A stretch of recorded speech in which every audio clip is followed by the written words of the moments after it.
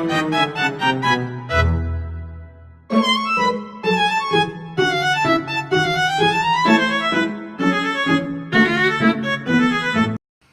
teman-teman semuanya.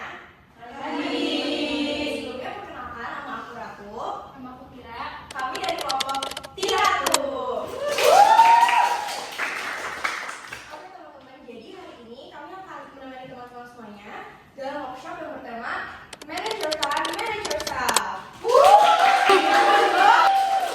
Jadi mungkin teman itu bakal relate banget ya sama kita nih sebagai mahasiswa yang punya berbagai macam kegiatan, baik itu akademik ataupun non akademik ya.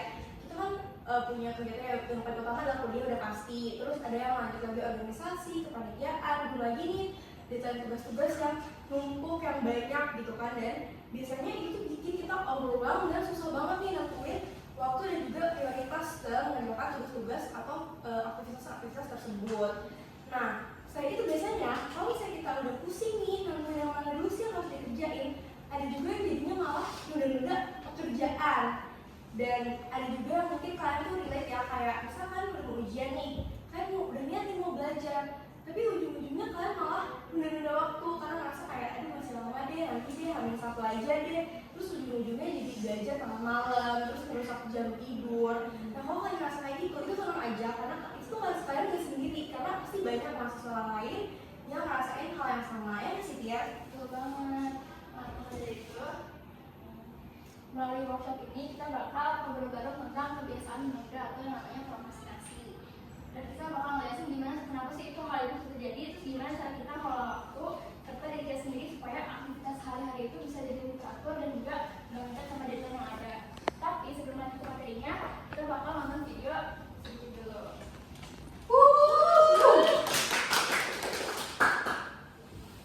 Kenapa sih aku sering nunda-nunda? Jawabannya ada di otakmu. Saat kamu mau mulai tugas, bagian otak bernama prefrontal cortex harusnya aktif buat bantu fokus dan ambil keputusan. Tapi tiba-tiba amigdala, bagian otak yang ngatur rasa takut dan stres, ambil alih. Otakmu ngerasa tugas itu ancaman, sulit, ngebosenin, takut gagal. Akhirnya kamu lari ke yang lebih nyaman. Scroll TikTok, makan, atau tidur. Inilah procrastination loop. Tugas, cemas, nunda, lega sebentar, malu, nunda lagi. Kabar baiknya, kamu bisa lepas dari siklus ini. Mulai dari tugas kecil dulu, bikin otakmu merasa aman. Pernah nanya? Oke. Nah, setelah kita nonton video tadi, mungkin masih ada yang belum detail nih tentang apa sih itu prokrastinasi. Nah, di sini kita bakal menjelaskan lebih detail lagi tentang apa itu prokrastinasi. Jadi, prokrastinasi itu ya secara garis besarnya adalah kebiasaan menunda mengerjakan suatu tugas ataupun pekerjaan yang sebenarnya penting dilakukan dan kita juga sadar itu harus dilakukan, tapi kita dengan sengaja menunda pekerjaan tersebut. Dan prokrastinasi itu bukan sekedar malas aja, tetapi seringkali berkaitan juga dengan cara seseorang itu mengelola waktu, emosi, dan juga tekanan yang dihadapi. Nah, apa sih itu dampak-dampak dari prokrastinasi ini? Dan prokrastinasi ini itu bisa berdampak ke dalam 3 hal. Yang pertama di bidang akademik, tentunya kalau kita menunda pekerjaan, kita tuh kerja tugas kan jadi buru-buru nih, nanti hasilnya bisa jadi kurang maksimal. Terus tugasnya dikerjakan buru-buru juga bisa bikin nilai akademik dapat menurun karena ya kurang maksimal itu tadi. Terus juga dapat berdampak pada keseimbangan hidup. Karena waktu istirahat yang terganggu nih, kita kan menunda-nunda kerjaan di tengah malam, otomatis waktu tidur kita jadi berantakan. Nah, jadwalnya itu jadwal kita sehari-hari ini jadinya nggak teratur karena dimulai dari tidurnya aja udah berantakan dan jadinya sulit nih menyeimbangkan berbagai aktivitas lainnya di pagi hari. Dan selanjutnya adalah dampak pada kesehatan mental kita tentunya. Jadi karena kita stres dan cemas itu meningkat, jadi muncul rasa bersalah dan juga menurunkan rasa kepercayaan diri. Nah, untuk mengurangi sifat atau kebiasaan prokrastinasi ini tuh penting banget loh untuk bisa mengenali diri kita sendiri. Kenapa mengenali diri kita sendiri itu menjadi penting? Karena kan setiap orang itu punya kebiasaan dan juga tantangan yang berbeda-beda ya dalam mengatur waktu. Nah, dengan memahami diri kita sendiri, seseorang tuh jadi lebih mudah nih buat menemukan cara yang sesuai sama diri dia untuk mengurangi kebiasaan menunda. Terus ada 5 pemicu prokrastinasi kurang lebih ya. Yang pertama itu tugasnya terlalu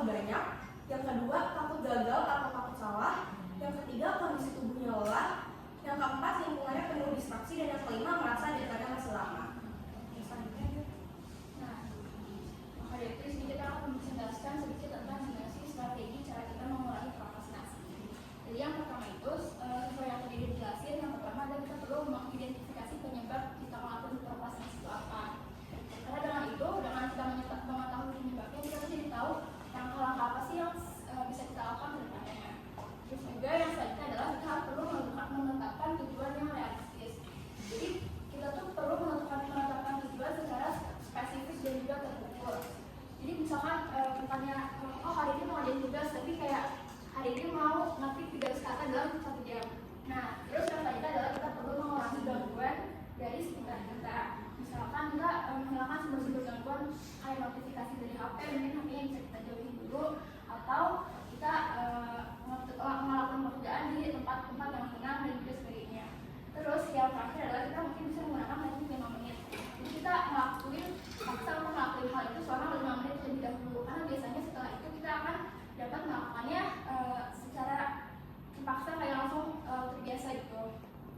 Nah terus ada salah satu cara untuk mengurangi strategi prokrastinasi adalah dengan manajemen waktu. Nah apa sih manajemen waktu itu? Manajemen waktu merupakan kemampuan untuk mengatur dan mengoptimalkan waktu secara lebih efektif agar tujuan-tujuan yang kita capai lebih cepat mencapai dan juga lebih produktif dan efisien. Dan manajemen waktu ini adalah kunci untuk mengendalikan rutinitas kita sehari-hari. Nah, kenapa sih manajemen waktu itu jadi penting? Karena yang pertama kita lebih fokus terhadap tujuan yang ingin kita capai. Kemudian yang kedua adalah itu mendorong kita untuk lebih produktif, juga menghasilkan kesan yang positif. Ada beberapa lagi yaitu ada mengurangi stres dan juga kecemasan, menciptakan keseimbangan hidup, dan yang terakhir adalah kita punya waktu luang yang banyak untuk dioptimalkan. Terus selanjutnya adalah manajemen waktu. Gimana sih cara manajemen waktu yang baik? Ada beberapa langkah-langkah yang bisa dilakukan. Yang pertama adalah menyusun daftar prioritas. Jadi kita melihat secara terstruktur nih kegiatan apa sih yang bisa kita lakukan hari ini. Kita lihat yang mana yang perlu diprioritaskan terlebih dahulu. Terus yang kedua adalah menggunakan teknik Pomodoro. Jadi teknik Pomodoro itu adalah kita ngatur waktu, kita 25 menit kerja, terus 5 menitnya istirahat. Dan itu bisa membantu kita untuk gak lelah secara mental dan juga lebih fokus gitu terhadap apa yang kita kerjakan.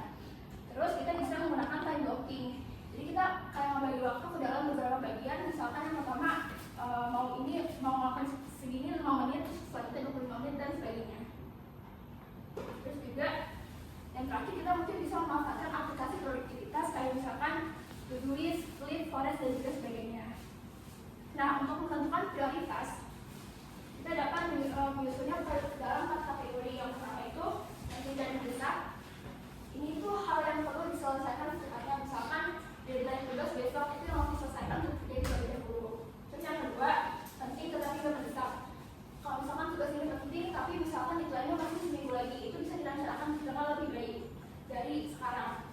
Terus ada tidak penting tapi mendesak, ini bisa didelegasikan ke orang lain. Dan yang terakhir adalah tidak penting dan tidak mendesak. Ini sebaiknya dihindari ataupun dihapus. Nah, setelah memahami prokrastinasi, penyebabnya serta pentingnya manajemen waktu dan prioritas, sekarang saatnya kita merefleksikan kebiasaan kita masing-masing. Oke.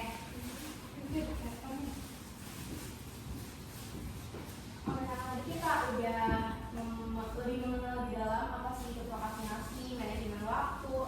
Nah, kita udah memasuki sesi refleksi diri. Nah, di sini kita berdua bakal bagiin lembar kerja yang bisa kalian isi sekarang. Nanti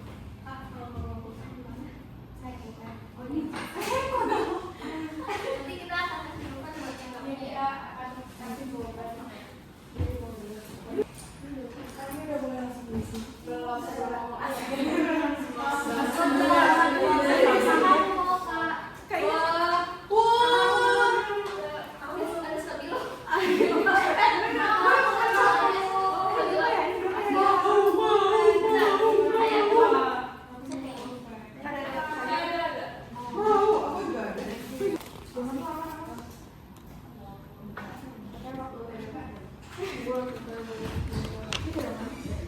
Oke, jadi karena sudah dapat semua ya? Sudah.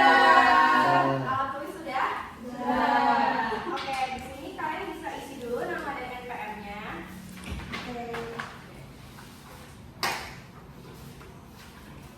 Udah nama NPM-nya belum? Belum.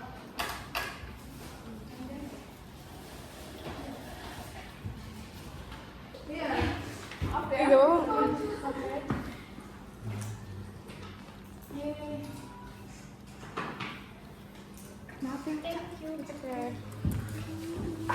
Kegiatan apa yang paling di poin pertama di sini ada ini aktivitas pertama maksudnya kegiatan apa yang paling banyak menyita waktu kalian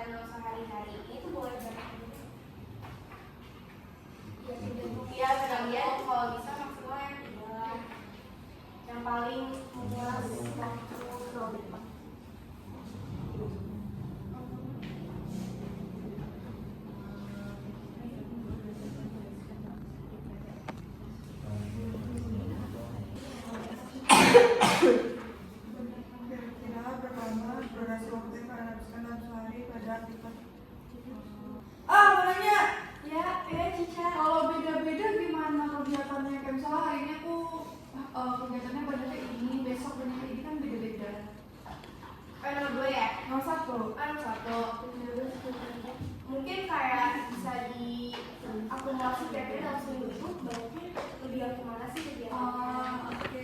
Kakak mau nanya kak, Iya. yang nomor 2 tuh kayak itu tuh jumlah jam itu harus tepat 24 jam atau Oke, makasih kak.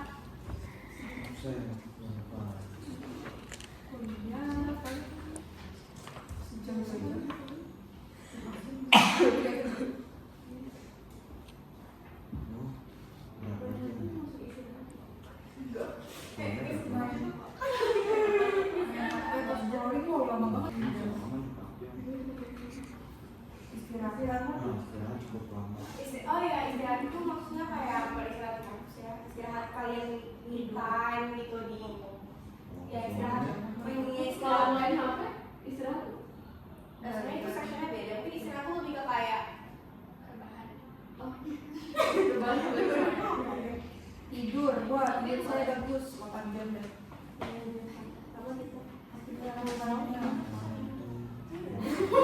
Itu berat tuh pertanyaannya.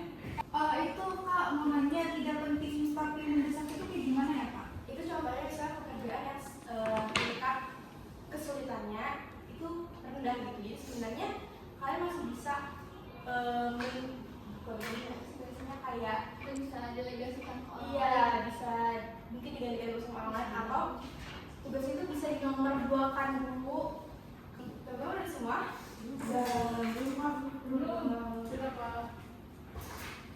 Teman-teman udah selesai semuanya? Oke, tadi kan kita udah diskusi ada kurang lebih 5 aktivitas ya. Kita yang pertama menentukan kegiatan apa yang paling banyak menyita waktu. Terus yang kedua kita isi kira-kira durasi dari kegiatan-kegiatan kita per harinya atau mungkin per minggunya itu berapa lama aja sih per kegiatan. Terus aktivitas ketiga kita nentuin nih prioritas pakai 4 kuadran waktu yang sebelumnya udah dijelasin sama Atira. Itu penting dan mendesak, penting dan tidak mendesak, tidak penting tapi mendesak, dan juga tidak penting dan tidak mendesak. Terus kegiatan keempat adalah life balance check, yaitu memberi nilai pada skala 1 sampai 10 dari kegiatan tersebut, seberapa seimbang atau seberapa puas. Dan yang terakhir kita udah setting weekly goals-nya nih, jadi kita udah nentuin target realistisnya. Ada yang mau sharing nggak? Oh iya, benar ya, pakai itu berbagi mikrofon. Oke, jadi teman-teman kira-kira ada yang mau sharing nggak nih dari apa yang udah diisi tadi di kertasnya? Cica, boleh aku kak. Oke. Jadi tadi yang pertama kegiatan apa yang paling banyak menyita waktu aku itu aku jawabnya tergantung hari. Nah kadang-kadang tuh ada kegiatan organisasi, kadang yang menyitanya tuh tugas, ataupun kadang yang paling menyita tuh kalau lagi kosong aku tuh suka main HP, jadi tiduran doang di kosan main HP. Nah kalau misalnya ini semuanya kak. Boleh semuanya? Oh boleh semuanya. Nah yang nomor 2 waktu aku sehari-hari selama melakukan kegiatan tuh kuliah itu yang maksimal kurang lebih 3 jam, main HP itu lumayan lama 7 jam, istirahatnya alhamdulillah cukup 10 jam, belajarnya aku tuh biasa belajar maksimal 4 jam 5 jam itu maksimal. Nah terus tidurnya 8 jam alhamdulillah tidurnya cukup, sama aktivitas akademik lainnya itu ya 7 jam kurang lebih. Nah untuk menentukan prioritas aku pertama penting dan mendesak itu mengerjakan tugas praktikum sama belajar untuk UAS. Penting tapi tidak mendesak itu aku ada tugas untuk membuat proposal untuk organisasi aku. Terus tidak penting tidak mendesak itu tidak siap. Dan tidak penting dan tidak mendesak itu main HP dan nonton bioskop karena ada film yang ingin aku tonton, tapi itu gak penting dan gak mendesak. Life balance, kesehatan aku skala 1 sampai 10, 9, alhamdulillah lagi sehat. Akademik aku 7 karena agak lumayan tugasnya itu lumayan banyak, tapi masih ada pegang. Relasi sosial alhamdulillah 10 so far. Emosi sebenarnya 9, tapi kadang-kadang di momen-momen tertentu tuh lagi turun jadi 7 lah. 9, range 7 sampai 9 gitu. Terus waktu untuk diri sendiri alhamdulillah ada 8, aku kasih poin 8. Dan untuk weekly goalsnya aku belajar untuk UAS sama belajar dan mempersiapkan gue final PPS. kakak-kakaknya. Terima kasih. Oke, terima kasih Cica udah mau sharing jawaban-jawaban yang diisi di lembar kerjanya tadi. Nah teman-teman, jadi sebenarnya lembar kerja yang ketiga diisi itu sebagai salah satu bentuk refleksi diri biar kita ini lebih mudah nih memetakan kira-kira waktu kita ini lebih banyak habisnya kemana ya, terus apa aja sih kira-kira kegiatan-kegiatan yang Menyita waktu kalian. kita dan kira-kira gimana sih nentuin prioritas dari kegiatan-kegiatan yang udah disebutin di poin pertama. Oke teman-teman, jadi harapannya setelah ini, setelah kalian isi lembar kerja ini kan bisa lebih bijak dalam memanage waktu dan juga menentukan prioritas kegiatan sehari-hari dan seminggu kalian. Nah sebelumnya kita ada absensi dan juga pesan-pesan